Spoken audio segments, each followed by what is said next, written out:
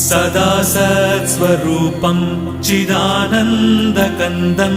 जगत्सम्भवस्थानसंहारहेतुं स्वभक्तेच्छया मानुषं दर्शयन्तं नमामीश्वरं सद्गुरुं साईनाथं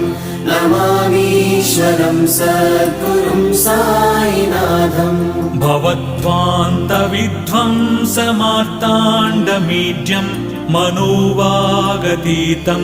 मुनिर्ध्यानगम्यं जगद्व्यापकं निर्मलं निर्गुणं त्वां नमामीश्वरं सद्गुरुं साईनाथं नमामीश्वरं सद्गुरुं साईनाथम् भवाम्बोधिमग्नार्दितानां जनानां स्वपादाश्रितानां